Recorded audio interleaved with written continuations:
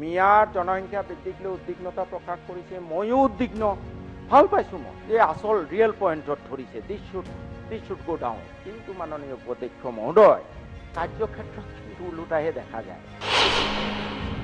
আমি এনেই ৰাজনীতি কৰিবলৈ কথাবোৰ কৈ থাকোঁ, ৰিজাল্ট নাপাম আমি। এই বাস্তৱ পন্থা ল'ব লাগিব। হাজাৰ কঠোৰ আইন আনিলেও নহ'ব যদি আমি গাৰ্লছ চাইল্ড মেৰিজ বন্ধ নকৰোঁ, যদি আমি শিক্ষাত গুৰুত্ব নিদিওঁ। চৰকাৰে পইচা দিব নালাগে, মাইনৰিটিৰ কাৰণে যিখিনি পইচা আছে MSDPতে হওক বা ৱাকফ সম্পত্তিৰ পৰা তাৰ পৰাই দিয়ক না। তেতিয়াই এই কমিউনিটিটোৰ জনসংখ্যা ৰোধ হ'ব। আমাৰ এই যে অসমখনক 5টা ষ্টেটৰ ভিতৰত লোৱাৰ কথা কৈছে, it is simply impossible if we ignore 34% of the population. 34% মানুহক যদি আমি ইগনোর কৰোঁ, কেতিয়াও এই ইনক্লুসিভ ডেভেলপমেন্ট নহয়। আজি 1,25,00,000 মানুহ, বাজেট ধৰিলে মাত্ৰ 77 কোটি টকা, 65 টকা পাৰ হেড। আৰু ইয়াতে কৈছে আলাপ আলোচনা and back to section of the Muslim, যিসকলৰ মাজত গ্ৰোথ ৰেট নাই। মানে আমি সেইটো ভাগ কৰিব নিবিচাৰোঁ। মুখ্যমন্ত্ৰীয়ে কৈছে খিলঞ্জীয়া মুছলমান, তেওঁলোকৰ লগতে আলাপ আলোচনা। চৰৰ এই মিয়াখিনিৰ লগত কোনো আলাপ আলোচনা নহয়। এনেই গালি পাৰিলে জনসংখ্যা কমি যাব নেকি? আইন কৰিলে জনসংখ্যা কমি যাবনে? মাননীয় উপাধ্যক্ষ মহোদয়, DGSPক আজিয়ে মেছেজ যাব লাগে যে কোনোবা বিশেষকৈ মিয়া অধ্যুষিত জিলাত কোনোবা যদি 18 বছৰৰ তলত ছোৱালী বিয়া দিয়ে, সেই DC আৰু SPক ছাছপেণ্ড কৰাব। Let this message percolate down to the district. ৰাজনীতি হ'ব, কিন্তু অসমখনৰ অভাৰেল ডেভেলপমেণ্ট নহ'ব। গতিকে we should rise up to the occasion and take realistic measures so that the population, there is no explosion, but the growth rate of population comes down, and socio-economic development, including literacy rate, curbing child marriage, especially among the Miyas, should be stopped. Thank you. জনসংখ্যা মুছলমানসকলৰ মাজত, বিশেষকৈ চৰ চাপৰিত বসবাস কৰা মুছলমানসকলৰ মাজত এই জনসংখ্যা নিয়ন্ত্ৰণৰ পোষকতা কৰি এখন আইন অনাৰ কথাও কৈছে। যদিও তেখেতে বক্তব্য ৰাখোঁতে কিছু বোধহয় ৰাজনৈতিক উদ্দেশ্য প্ৰণোদিতভাৱে কিছু কথা কৈছে, যেনে কামাখ্যা মন্দিৰ দখল কৰিব আদি, সেইবোৰলৈ মই নাযাওঁ। মূল বিষয়টোৰ ওপৰত এটা বস্তুনিষ্ঠ আলোচনা মই কৰিবলৈ চেষ্টা কৰিম। মাননীয় অধ্যক্ষ মহোদয়, মোৰ বক্তব্য আৰম্ভ কৰাৰ আগতেই মই সেই মুছলমান সমাজৰ এজন দায়িত্বশীল সদস্য হিচাপে, এজন দায়িত্বশীল ৰাইজৰ প্ৰতিনিধি হিচাপে হয় মই স্বীকাৰ কৰোঁ যে অসমত চৰ চাপৰিত বসবাস কৰা মুছলমান, যিসকলক আমি মিয়া বুলি সম্বোধন কৰোঁ, সেই মিয়া সম্প্ৰদায়টোৰ মাজত জনসংখ্যা বৃদ্ধিৰ হাৰ আমাৰ অনামুছলিম মানুহতকৈ বেছি। এই কথাটো মই স্বীকাৰ কৰিবলৈ অকণো দ্বিধা নকৰোঁ। আৰু মাননীয় উপাধ্যক্ষ মহোদয়, মাননীয় মুখ্যমন্ত্ৰী মহোদয়ে যিদৰে উদ্বিগ্নতা প্ৰকাশ কৰিছে এই জনসংখ্যাৰ বৃদ্ধিক লৈ, এই সমাজৰ এজন দায়িত্বশীল নাগৰিক হিচাপে মোৰো একেই সমান উদ্বিগ্নতা। কাৰণ I believe in quality, not in number. গতিকে মোৰো সমানেই উদ্বিগ্নতা আছে। এই ক্ষেত্ৰত মাননীয় উপাধ্যক্ষ মহোদয়, যি ধৰণে কথাবোৰ মিডিয়াত প্ৰকাশ কৰা হৈছে যে মিয়া মুছলমানৰ ইমান জনসংখ্যা বৃদ্ধি হৈ আছে যে এদিন কামাখ্যা দখল কৰিব বা ইয়ে অন্য জাতি জনগোষ্ঠী কভাৰ পাৱাৰ কৰিব, সংখ্যাগৰিষ্ঠ হ'ব, কথাবোৰ আচলতে বাস্তৱত কিমানখিনি সত্য? মাননীয় উপাধ্যক্ষ মহোদয়, মই কেন্দ্ৰীয় স্বাস্থ্য মন্ত্ৰালয়ে 2020 চনৰ ডিচেম্বৰত প্ৰকাশ কৰা নেশ্যনেল ফেমিলি হেল্থ ছাৰ্ভেৰ কিছু তথ্য, কিছু নাম্বাৰ মই উদ্ধৃত কৰিব খুজিছোঁ। 2020 চনৰ ডিচেম্বৰত কেন্দ্ৰীয় স্বাস্থ্য মন্ত্ৰালয়ে প্ৰকাশ কৰা অনুসৰি টোটেল ফাৰ্টিলিটি ৰেট এমং দি মুছলিম উইমেন, তাৰমানে এজন মুছলমান মহিলাই কিমান ল'ৰা ছোৱালী জন্ম দিয়াৰ সম্ভাৱনা, এইটো দেখুৱাইছে কেন্দ্ৰীয় স্বাস্থ্য মন্ত্ৰালয়ে যে এয়া 2.4। এগৰাকী মুছলিম মহিলাই আজিৰ দিনত 2.4টা সন্তান জন্ম দিয়াৰ সম্ভাৱনা। আৰু হিন্দুসকলৰ অনামুছলিমসকলৰ 1.6 difference 0.08. Yes, it is a big number. 0.8. There is difference between the total fertility rate of the Muslim women and non-Muslim women. And there lies the concern of the Honorable Chief Minister, and there lies the concern of mine also.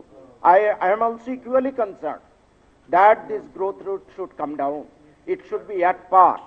Etia kothal manoni upadhyaksh mohoday, how the growth of Muslim is taking place during the last few decades. Hey kothatu ami sabo lagibo.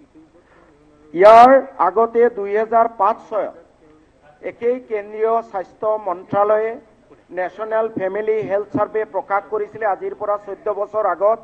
তেতিয়া দেখা গৈছিল মুছলমান মহিলাসকলৰ total fertility rate আছিল তেতিয়া 3.6 আছিলে। 14টা বছৰত মুছলমানৰ টোটেল ফাৰ্টিলিটি ৰেট কমিলে 1.3. The drop rate is 1.3. 14 বছৰত 3.6 ৰ পৰা নামি আহিলে এতিয়া মুছলিম মহিলাৰ টোটেল ফাৰ্টিলিটি ৰেট 2.4. কিন্তু যদি একে সময়তে 14টা বছৰত অসমত অনামুছলিম মানুহৰ টোটেল ফাৰ্টিলিটি ৰেট আমি চাওঁ তেতিয়ালে দেখা যাব 2005-6 পৰা 2019 লৈ অনামুছলিম মানুহৰ total fertility rate has dropped by only 0.4. ইয়াৰ অৰ্থ এইটোৱে the rate, there has been dramatic change, dramatic decline in the total fertility rate of Muslim. Within 14 years, the fertility rate of Muslim has fallen from 3.6 to 2.4. The drop rate is 1.3, whereas the total fertility rate of other women, non-Muslim women, has dropped by only 0.4. There is a big difference. Musalmanor komile 1.3, Hindur komile Ona-Muslimor komile 0.4. So what is the inference? Inference hol যে আমি যেটো ভাবি আছো মুছলমান বহুত বাড়ি আছে কামাখ্যা দখল কৰিব কিবা দখল কৰিব এটো নহয়। মুছলমানৰ পপুলেশন গ্ৰোথ ৰেট খুব ড্ৰাস্টিক্যালি ডিক্লাইন হৈ আছে। তথাপি স্টিল আই এগ্রি যে যেটো 2.4 এটো কমি পেলাই রিপ্লেসমেন্ট লেভেলত আহিব লাগে। ইন্ডিয়াৰ ৰিপ্লেসমেন্ট লেভেল ফাৰ্টিলিটি ৰেট ৰিপ্লেসমেন্ট লেভেল হল 2.1 মুছলমানৰ আছে 2.4 অৰ্থাৎ আৰু 0.3 ডিক্ৰিজ হ'ব লাগে। আই ফিল ইট তেতিয়া আমাৰ জনসংখ্যা আৰু নাবাঢ়িব, জনসংখ্যা আৰু তেতিয়া গোটেই অসমৰ নাবাঢ়িব। অসমৰ নিৰ্দিষ্ট লিভিং স্পেস, নিৰ্দিষ্ট মাটিকালি, নিৰ্দিষ্ট opportunity, domain of opportunity will remain the same. So every member of this house should be concerned about this growth of entire Assam or of all communities, and every member should express their unanimity, their opinion unanimously that this population growth rate of population should be at the replacement level of all communities. 2.1 হলেহে আমি সন্তুষ্ট হম, তেতিয়া আৰু নাবাৰে আমাৰ population. সে 2.1 হোৱালৈ আমাৰ 3.5 কোটি হ'ব, তাৰ পিছত আৰু পপুলেশন নাবাৰে, ৰিপ্লেসমেন্ট লেভেল হৈ যাব। ইয়াতে মাননীয় মুখ্যমন্ত্ৰী মহোদয়ে কোৱা কথাত আৰু কেইটামান কথা শুনিছো যে চাহ জনগোষ্ঠীক বাদ দিব, OBC SC বাদ দিব। এইটো তেওঁলোকৰ কথা, বাদ দিয়া নিদিয়া মই হেতুলৈ মই মুছলমান এই চৰ চাপৰি জনগোষ্ঠীৰ সদস্য হিচাপে অসমৰ এজন ৰেসপন্সিবল সিটিজেন হিচাপে হয় মই বিচাৰো যে সকলোৰে জনসংখ্যা নিয়ন্ত্ৰণ হওক।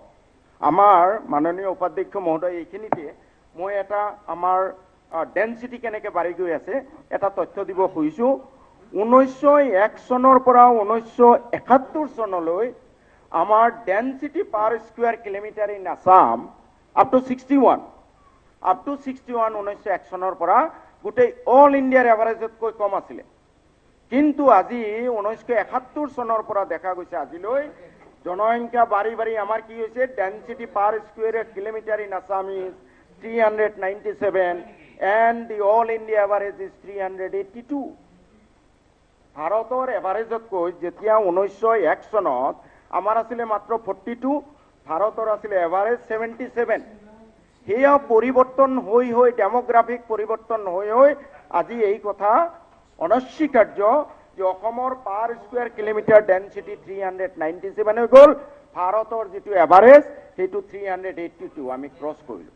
So all residents of Assam, all people loving Assam should be equally concerned about this growth rate of population in Assam.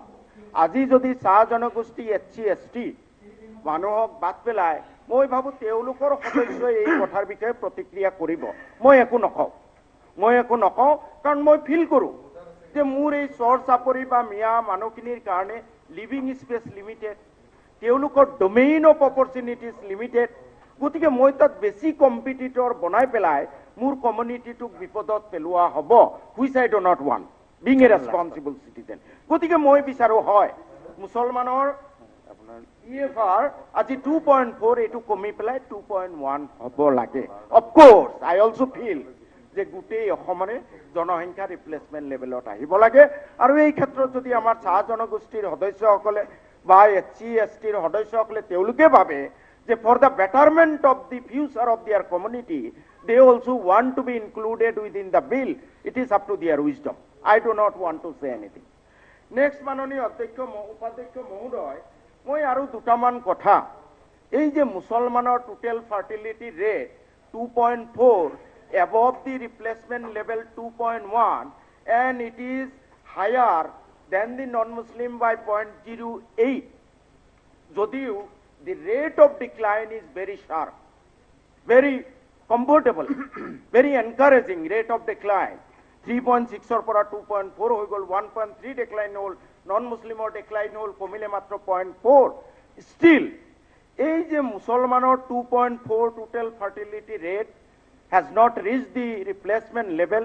Why? মই কিছু আনুষংগিক তথ্য দিব খুজিছোঁ মাননীয় অধ্যক্ষ মহোদয়। এই যিটো নেশ্যনেল ফেমিলি হেল্থ সাৰ্ভে পাছ 2020ত প্ৰকাশ কৰিলে তাত আৰু কিছুমান তথ্য ওলাইছে।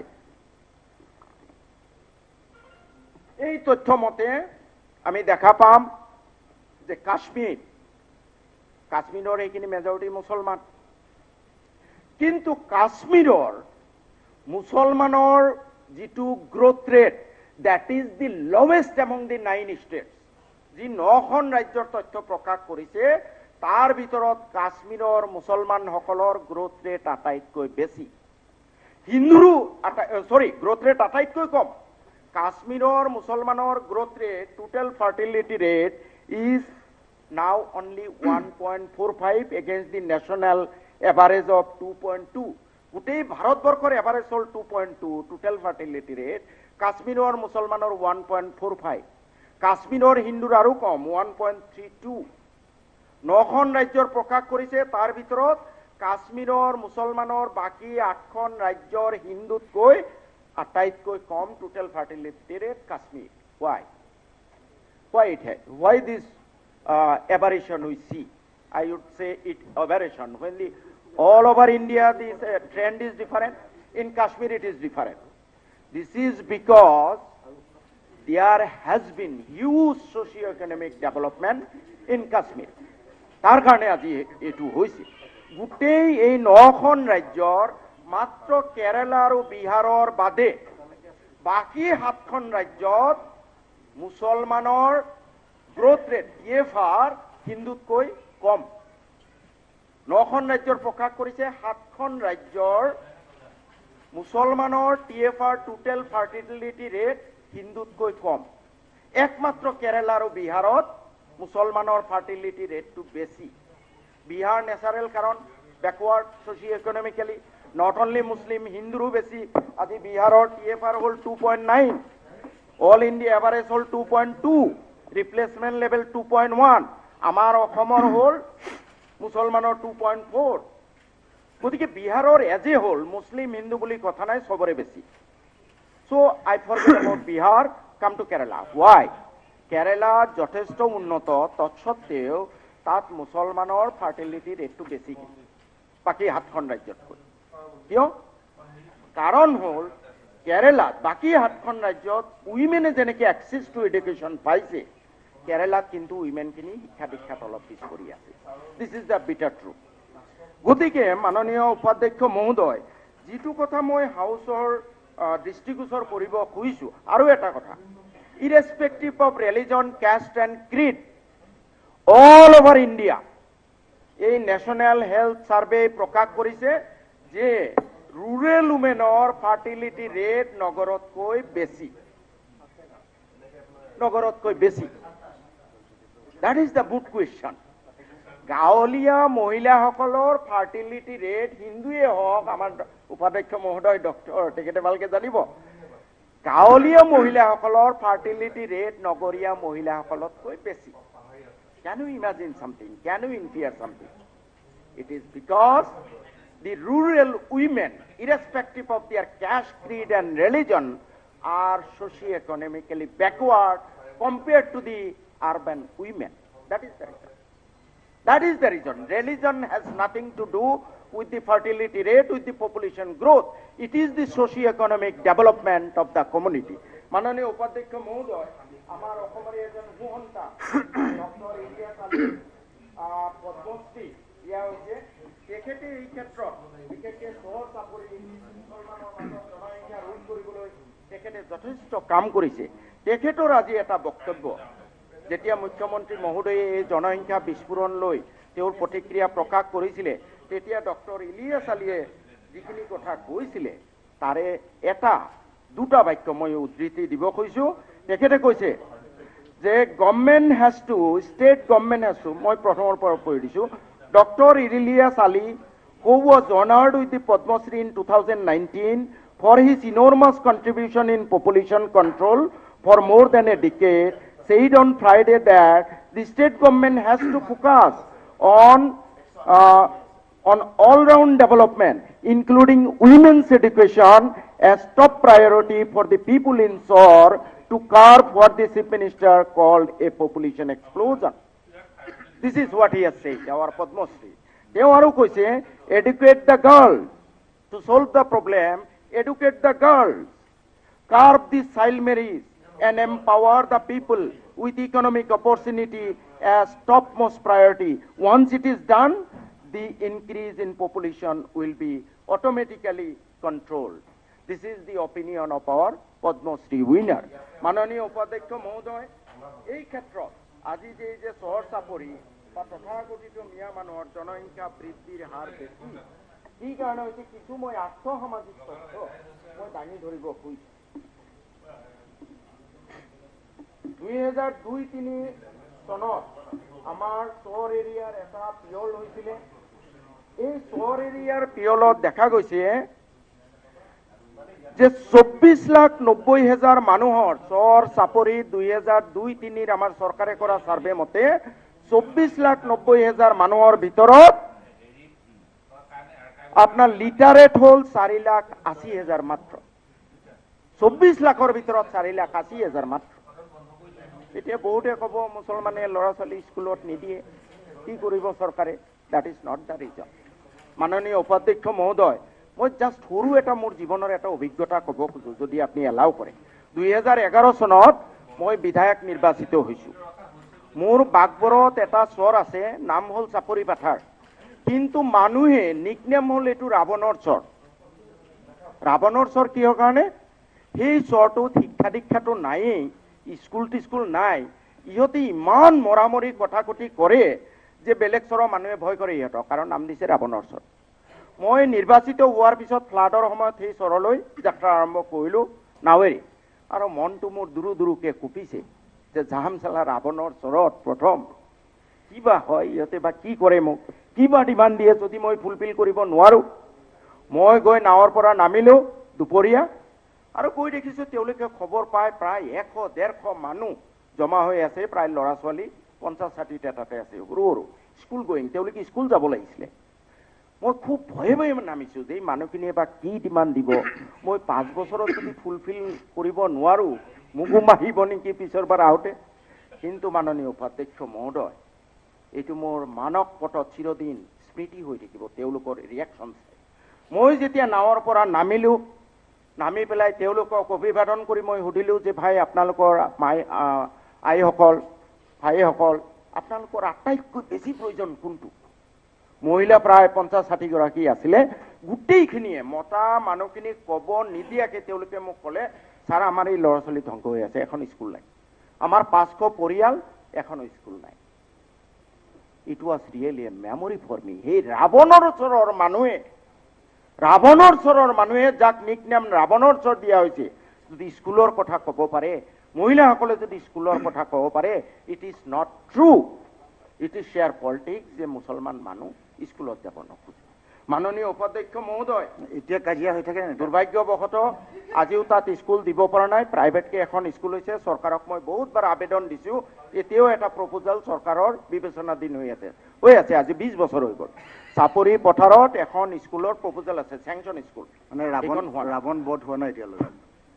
এতিয়া নাই আপুনি ছাৰ এইটো লৈ যি ৰাৱণৰ চৰ যদিও কাজিয়া হয়, যিসকলে শিক্ষাৰ কথা ক'ব পাৰে, আমি বোধহয় এই সদনত তেওঁলোকক লৈ হাহাটো উচিত নহ'ব, তেওঁলোকক চেলুট কৰা উচিত হ'ব। ৰাৱণ বধ কৰা যি ৰাৱণৰ চৰৰ মহিলাই অন্য ডিমাণ্ড নকৰি স্কুলৰ কথা ডিমাণ্ড কৰিব পাৰে, I feel that we should salute the people of Ravanor sir from this house. Sir, আজি এই যে 24 লাখ মানুহৰ লিটাৰেট মাত্ৰ 4 লাখ আছে। ডেমোগ্ৰাফাৰ সকলে কৈছে, আপুনি ভালকে জানিব, population growth is inversely proportional to literacy rate. The more is the literacy, the less will be growth of population. This is not my saying. Development, literacy, all-round socio-economic development is inversely proportional to population growth. যিমানে development হ'ব, লিটাৰেসি rate বাঢ়িব, ইমানে জনসংখ্যা কমি যাব। আজি উপাধ্যক্ষ মহোদয় চাওক, এই যে কেনেকে 24 লাখ মানুহৰ 20 লাখ মানুহ নিৰক্ষৰ কি কাৰণে হ'ল?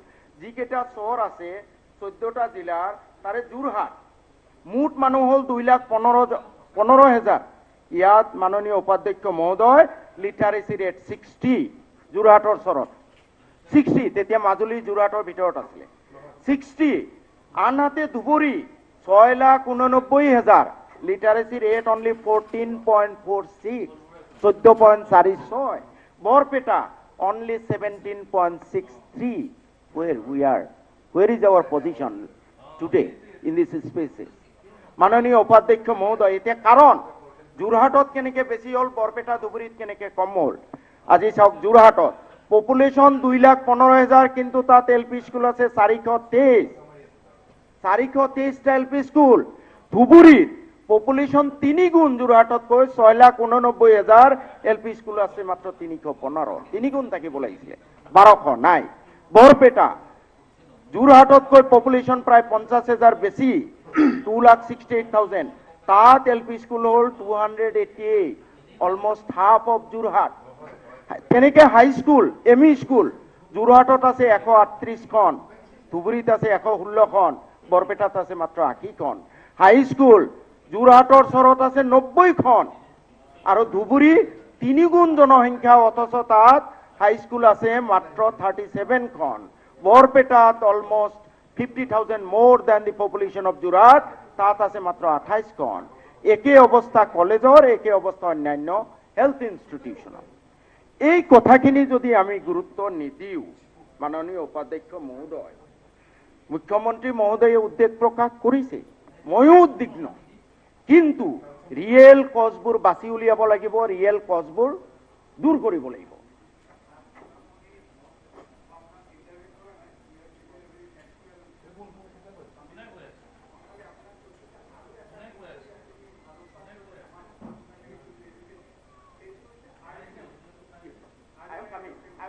I am coming to that. That is a very important thing. এতিয়া মাননীয় উপাধ্যক্ষ মহোদয়, মই আৰু 2 লাইন মান কিহৰ কাৰণে, এটাতো ক'লো এডুকেশ্যন। আজি চৰকাৰী এটা নিৰ্দেশনা আছে, মাননীয় উপাধ্যক্ষ মহোদয় বহুতবাৰ দিছে নিৰ্দেশনা।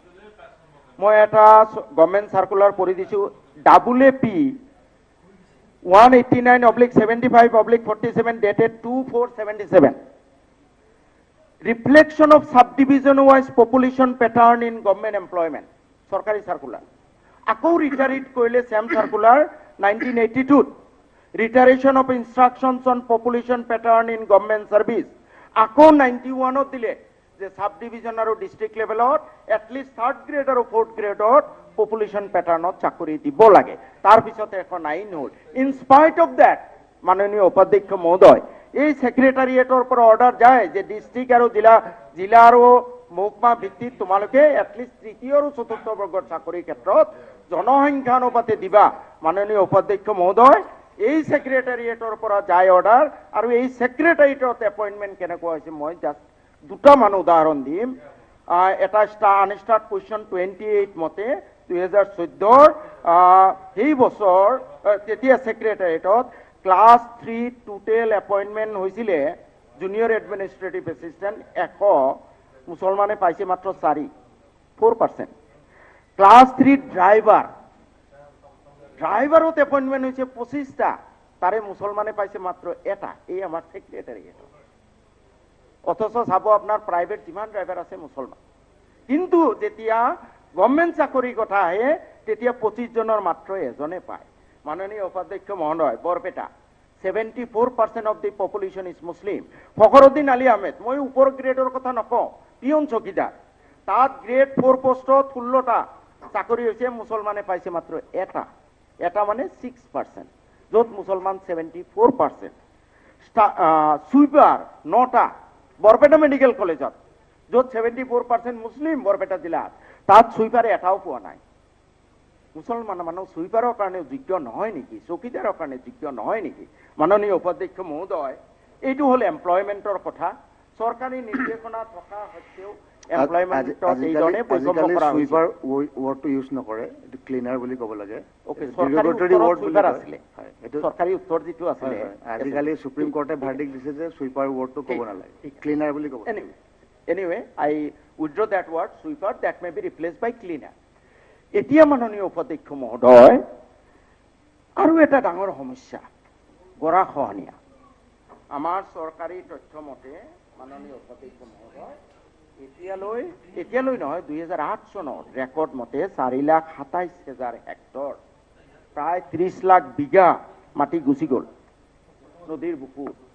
1,30,000 পৰিয়াল চৰকাৰী তথ্য মতে ইট উইল বি মোৰ 2534খন গাঁও গুচি গ'ল মাননীয় উপাধ্যক্ষ মহোদয় এই যে গৰাখহনীয়াত উদ্বাস্ত হয় তেওঁলোকৰ যেটো দুখৰ গাথা আজি ভুক্তভোগীয়ে বা প্ৰত্যক্ষদৰ্শীয়ে ভালকে জানিব মোৰ সমষ্টিত এনেকুৱা গৰাখহনীয়াত ক্ষতিগ্ৰস্ত প্ৰায় 30,000 পৰিয়াল আছে চৰকাৰী নিৰ্দেশনা আছে উপাধ্যক্ষ মহোদয় এইটো মই 2010 চনৰ এটা নিৰ্দেশনা allotment of land to the eligible river eroded families of shore area চৰকাৰী নিৰ্দেশনা তাত কোৱা হৈছে chairman ADC member secretary circle officer আৰু লোকেল এমএলএ মেম্বাৰ হৈ বাৰে বাৰে এই চিঠিখন আৰু কেইবাবাৰো দিয়া হৈছে যে যিসকল মানুহ গৰাখহনীয়াত গৃহহীন তেওঁলোকক সংস্থাপন দিব লাগে কিন্তু উপাধ্যক্ষ মহোদয় আমি আজিলৈ দিব পৰা নাই এতিয়া আগতে বহুবাৰ প্ৰপোজাল দিছো ডিসি অফিচৰ পৰা এপ্ৰুভেল নহয় বা হয়তো সাৰ্কেল অফিসাৰে প্ৰপোজাল নিদিয়ে এডিসিয়ে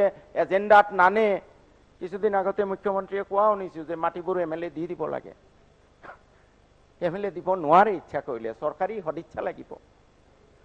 সদিচ্ছা লাগিব আগতো অলপ চলপ গুৰুত্ব দিছিলে এতিয়া মুখ্যমন্ত্ৰী আকৌ কৈ দিলে এমএলএৰ কাম নাই ইয়াতে এতিয়া বা কিমান গুৰুত্ব দিব কিমানখিনি বাই এলটমেন্ট দিব পাৰিম নেজানো উপাধি এনিৱে এই যে গৰাখহনীয়াত গৃহহীন হল মোৰ সমষ্টিৰ এটা জ্বলন্ত উদাহৰণ কৈছো তেওঁলোকে থাকিবলৈ জাগা নাই মথাউৰিত থাকে আৰু বাৰিষা হোৱাৰ লগে লগে তেওঁলোকে আমাৰ তাত কোনো কাম নাথাকে ইটা ভাটাবোৰত কাম কৰিবলৈ যায় with their small children along with them they are spoiling the future of their children সৰু বাচ্চা লৈ পেলাই গোটেই বাৰিষা কালটো ইটা ভাটাত থাকিব খৰালি হলে আহিব ইয়াতে কাম পায় মানে শিক্ষা ব্যৱস্থা বৰবাদী হৈ গৈছে কেনেকৈ আগবাঢ়ি যাব গতিকে মাননীয় উপাধ্যক্ষ মহোদয় এই জ্বলন্ত সমস্যা মই প্ৰথমে কৈছো I am equally concerned with the honorable chief minister that this growth rate of Muslims should be cut তাৰ কাৰণে কেইটামান বাস্তৱ পন্থা ল'ব লাগিব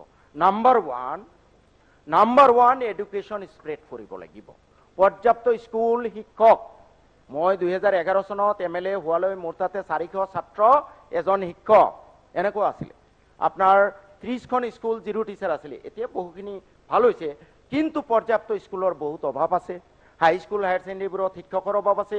মোৰ তাতে এখন মই জাষ্ট উদাহৰণ হিচাপে দিছোঁ, ভাটনাভেটি পঞ্চায়ত 35,000 পপুলেশ্যন, এখন হাইস্কুল নাই, হায়াৰ ছেকেণ্ডেৰীটো নাই। চতলা জিলা পৰিষদ 70,000 পপুলেশ্যন, এখন কলেজ নাই।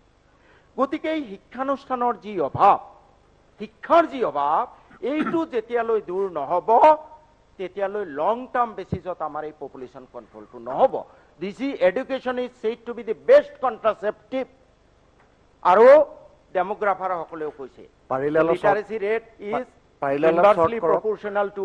চেয়াৰমেন আনিল ডাঙৰীয়া, পাৰিলে অলপ শ্বৰ্ট কৰক। 10 গৰাকী ব্যক্তি মানে দিছে কথা ক'বলৈ কাৰণে। বেয়া পাইছে নেকি? বেয়া পাইছে নেকি? আপুনি শ্বৰ্ট কৰিলে বাকীকেইজনকো অলপ অলপ ক'ব দিব পাৰিলে ভাল হ'ব। আলোকপাত প্ৰায় শেষেই হৈছে, 1 ঘণ্টা আছে। এতিয়া মাননীয় উপাধ্যক্ষ মহোদয়, number 1 spread of education, establishment of educate schools, appointment of educate teacher in the schools, number 1। Number 2 যিটো আমাৰ মাননীয় সদস্য ভট্টাচাৰ্যদেৱে কৈছে, early marriage of the girl child. This is the greatest malady in Muslim society. আইন আনক না, আইন আনি বন্ধ কৰক দুটা ল'ৰা ছোৱালীৰ জনসংখ্যা নকমে। কাৰণ 11 বছৰত বিয়া হৈ 30 বছৰত আইতা হ'ব, কেনেকে কমাব? দিছ ইজ দ্য গ্ৰেটেষ্ট প্ৰব্লেম। আৰু এইটো মই বিধায়ক হোৱাৰ পিছৰ পৰা মই চেষ্টা কৰিছোঁ, গাৰ্ল চাইল্ড 18 বছৰৰ তলৰ কোনোবাই যদি বিয়া দিয়ে, সেই ছোৱালীৰ মাক বাপেক, ল'ৰাৰ মাক বাপেক বা যিসকলে বিয়া কৰে তেওঁলোকক এৰেষ্ট কৰিব লাগে। মই DC, SP, চাৰ্কল অফিচাৰ, থানাৰ OCৰ লগত কৈ আছো। মাননীয় উপাধ্যক্ষ মহোদয় কামত অহা নাই। মই এটা উদাহৰণ দিওঁ, ভাটনাভেটিত 2017 চনত এগৰাকী 11 বছৰীয়া ছোৱালী বিয়া হোৱাৰ মই খবৰ পালোঁ। লগে লগে OCক জনালোঁ, LDCক জনালোঁ, DCক জনালোঁ, SPক জনালোঁ, কিন্তু বিয়া হৈ গ'ল। তাৰ এসপ্তাহ পিছত মই DCক কওঁতে তেতিয়া এৰেষ্ট কৰিছে। মই মাননীয় মুখ্যমন্ত্ৰী উপাধ্যক্ষ মহোদয়, মই এই চৰকাৰৰ পৰা, মাননীয় মুখ্যমন্ত্ৰীৰ পৰা ঘোষণা বিচাৰিম যে কোনোবা জিলাত যদি 18 বছৰৰ তলৰ ছোৱালী বিয়া হয় তেতিয়াহ'লে সেই DC আৰু SPক ছাছপেণ্ড কৰা হ'ব। Thank you. যদি এই গাৰ্ল চাইল্ডৰ আৰ্লি মেৰেজটো আমি বন্ধ কৰিব নোৱাৰো তেতিয়াহ'লে কিন্তু বাকী আইন কৰি কোনো লাভ নহ'ব। নাম্বাৰ 3 মাননীয় উপাধ্যক্ষ মহোদয়, ছ'চিঅ' ইকনমিক ডেভেলপমেণ্ট, চাকৰি বাকৰি এইখিনি মই ক'লোৱে। নেক্সট কথাটো হ'ল এই যে এডুকেশ্যন, আজি সৰ্বশিক্ষা অভিযানৰ গাইডলাইন মতে চহৰাঞ্চলত LP স্কুলৰ দৰকাৰ। Try to conclude. মোৰ বেছি নাই আৰু আপোনালোকে ক'বলৈ নাপাব। আপোনাৰ চহৰাঞ্চলত LP স্কুলৰ দৰকাৰ 10,000, আছে মাত্ৰ 1852, লাগে আৰু 8,148। এতিয়া মই 1000 ক'লেওতে এই চৰকাৰখনে 8,000 LP স্কুল স্থাপন কৰিব নোৱাৰে। It is next to impossible. 5 বছৰত নোৱাৰে, অসম্ভৱ। চব টকা চৰত দিলেও নহ'ব, হয়নে কথাটো? মাননীয় উপাধ্যক্ষ মহোদয়, ME স্কুল লাগে 5,000, আছে মাত্ৰ 574, অৰ্থাৎ আৰু 4,426টা ME স্কুল লাগে। মই মাত্ৰ দুটাই ক'লো। চৰকাৰে 1000 চেষ্টা কৰিলেও নোৱাৰে। বাট দিছ শুড বি লুকড ইনটু। আৰু তাৰ কাৰণে মাননীয় উপাধ্যক্ষ মহোদয়, সিদিনা মই ৱাকফৰ কথা কৈছোঁ এটা, যে অন্তত 15টা মান কমাৰ্চিয়েলি ভেলু থকা, 14,709 আই হেভ ফৰগটেন, মাত্ৰ 15টা। গুৱাহাটীৰ 4টা, ধুবুৰীৰ 2টা, গোৱালপাৰাৰ 2টা, তেজপুৰৰ 2টা আৰু কাছাৰ শিলচৰৰ 5টা। এই 15টা ৱাকফ সম্পত্তি যদি উদ্ধাৰ কৰে তেতিয়াহ'লে আমাৰ, আৰু যদি কমাৰ্চিয়েলি ডেভেলপ কৰে, কমাৰ্চিয়েলি ডেভেলপ কৰাৰ কাৰণে 5,000 কোটি 10,000 কোটি যি লাগে চেন্ট্ৰেল ৱাকফ কাউন্সিলে দিব, ইণ্টাৰেষ্ট ফ্ৰী লোন। চৰকাৰে 1 পইচা দিব নালাগে। ৱাকফ বোৰ্ডত চৰকাৰে কোনো এমপ্লয়ীক পইচা দিব নালাগে। মাইনৰিটি বোৰ্ড মোৰ মতে উঠাইয়ে দিব লাগে, এইটো দৰকাৰ নাই। ৱাকফ বোৰ্ড কৰক, ৱাকফ ডিপাৰ্টমেণ্ট কৰক। এই 50, 60, 70 কোটি টকাই দি এসোপামান কৰ্মচাৰী পুহি থকাতকৈ 70 কোটি টকা মাত্ৰ বাজেট 1,25,00,000ৰ কাৰণে দৰকাৰ নাই। চৰকাৰে 1 পইচাও দিব নালাগে। Thank U. সব ডিপাৰ্টমেণ্ট উঠাই দিয়ক, ৱাকফ ডিপাৰ্টমেণ্ট কৰক। স্যাৰ আৰু 2 মিনিট, ৱাকফ ডিপাৰ্টমেণ্ট কৰক, ৱাকফ বোৰ্ড কৰক, আৰু তাৰ সকলো দৰমহা এই ৱাকফ সম্পত্তিৰ পৰা হোৱা আয়ৰ পৰা মেনেজ কৰিব পৰা যাব। মাত্ৰ 15টা সম্পত্তি যদি উদ্ধাৰ কৰা হয়। দ্বিতীয়, শিক্ষাৰ ক্ষেত্ৰত MSDP চৰকাৰে, গভৰ্ণমেণ্ট অফ ইণ্ডিয়া ভালেখিনি টকা দিয়ে। মই আপোনাৰ যোগেদি এই চাগতে ইয়াৰ আগৰ সৰ্বানন্দ সোণোৱাল চৰকাৰক ধন্যবাদ জনাম যে তেওঁলোকে এটা ঐতিহাসিক কাম কৰিলে MSDPৰ পৰা। 21খন মডেল ৰেচিডেন্সিয়েল স্কুল, 630 কোটি টকা, আৰু 9খন women college. I think this step will go a long way in development of the minority, Mia, in development of the Sorsapuri people. এই কাম এনেকুৱা কাম আৰু কৰিবলগীয়া আছে। এই যে কলো মই ইটাবাটাত ল'ৰা ছোৱালী লৈ যায়, আমাৰ এই মডেল ৰেচিডেন্সিয়েল স্কুল প্ৰত্যেক জিলা পৰিষদ ৱাইজ হ'ব লাগে। তাৰ পৰা ৱাকফ সম্পত্তিৰ আয় ব্যৱহাৰ কৰক, MSDP টকা সৰু সুৰা স্কিম বাদ দিয়ক, অনলি বৰ্ডিং স্কুল কৰক। Model what Sarbananda Sonowal started, that should be continued. 400-500 প্ৰত্যেক বছৰে 20-25খনকে মডেল ৰেচিডেন্সিয়েল স্কুল কৰক, অন্তত হায়াৰ ছেকেণ্ডেৰী লেভেল শিক্ষাটো পাব। এই ইটাবাটাত যাওঁতে নিজৰ ল'ৰা ছোৱালীখিনি ৰেচিডেন্সিয়েল স্কুলত থৈ যাব পাৰিব। These are the realistic means and ways to control, to curb the population. আজি এই ব্যৱস্থাখিনি ল'লে 20 বছৰ পিছত অন্তত ইয়াৰ ফল পোৱা যাব। কিন্তু যদি আমি এনেই ৰাজনীতি কৰিবলৈ কথাবোৰ কৈ থাকো, ৰিজাল্ট নাপাম আমি। এই বাস্তৱ পন্থা ল'ব লাগিব। হাজাৰ কঠোৰ আইন আনিলেও নহ'ব যদি আমি গাৰ্লছ চাইল্ড মেৰিজ বন্ধ নকৰোঁ, যদি আমি শিক্ষাত গুৰুত্ব নিদিওঁ। চৰকাৰে পইচা দিব নালাগে, মাইনৰিটিৰ কাৰণে যিখিনি পইচা আছে MSDPতে হওক বা ৱাকফ সম্পত্তিৰ পৰা তাৰ পৰাই দিয়ক না, তেতিয়াই এই কমিউনিটিটোৰ জনসংখ্যা ৰোধ হ'ব।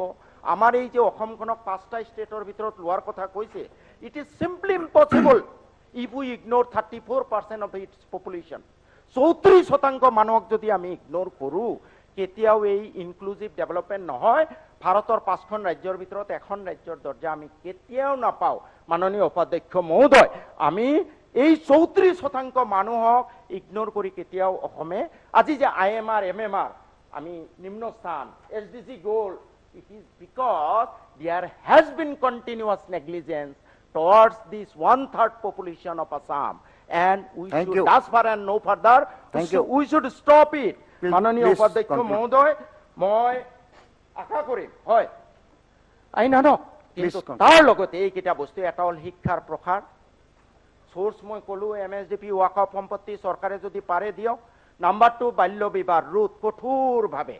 DCSPক আজিয়ে মেছেজ যাব লাগে যে কোনোবা বিশেষকৈ মিয়া অধ্যুষিত জিলাত কোনোবা যদি 18 বছৰৰ তলত ছোৱালী বিয়া দিয়ে, সেই DC আৰু SPক সাসপেন্ড কৰাব। Let this message percolate down to the district. Number 3, employment sector socio' economic ক্ষেত্ৰত অন্যায় নকৰি যিখিনি ডিউ শ্বেয়াৰ সৰু সুৰা চাকৰি ক্লাছ 3-4 এইবোৰত যিখিনি পাৰে গুৰুত্ব দিয়ে। মাননীয় উপাধ্যক্ষ মহোদয়, মই শেষ কৰিম লাষ্ট এটা কথা। মাননীয় মুখ্যমন্ত্ৰী মহোদয়ে জনসংখ্যা বৃদ্ধি, মিয়াৰ জনসংখ্যা বৃদ্ধিক লৈ উদ্বিগ্নতা প্ৰকাশ কৰিছে। ময়ো উদ্বিগ্ন, ভাল পাইছোঁ মই যে আচল ৰিয়েল পইণ্টত ধৰিছে। দিছ শুড গো ডাউন। কিন্তু মাননীয় উপাধ্যক্ষ মহোদয়, কাৰ্যক্ষেত্ৰত কিন্তু ওলোটাহে দেখা যায়। মাননীয় উপাধ্যক্ষ মহোদয়, আজি 1,25,00,000 মানুহ, বাজেট ধৰিলে মাত্ৰ 77 কোটি টকা, 65 টকা পাৰ হেড। আৰু ইয়াতে কৈছে আলাপ আলোচনা, and date to with a section of the Muslim, যিসকলৰ মাজত গ্ৰোথ ৰেট নাই। মানে আমি সেইটো ভাগ কৰিব নিবিচাৰোঁ। মুখ্যমন্ত্ৰীয়ে কৈছে খিলঞ্জীয়া মুছলমান, তেওঁলোকৰ লগতহে আলাপ আলোচনা, চৰৰ এই মিয়াখিনিৰ লগত কোনো আলাপ আলোচনা নহয়। এনেই গালি পাৰিলে জনসংখ্যা কমি যাব নেকি? আইন কৰিলে জনসংখ্যা কমি যাব নে? মাননীয় উপাধ্যক্ষ মহোদয়, বাংলাদেশী হ'লেতো বেলেগ কথা, খেদি দিয়ক। যিহেতু নহয়, ৰাজনীতি হ'ব, আমাৰ কৰি থাকিব পাৰিম। মই ৰাজনীতিৰ ঊৰ্ধত উঠি কৈছোঁ, ৰাজনীতি হ'ব, কিন্তু অসমখনৰ অভাৰঅল ডেভেলপমেণ্ট নহ'ব।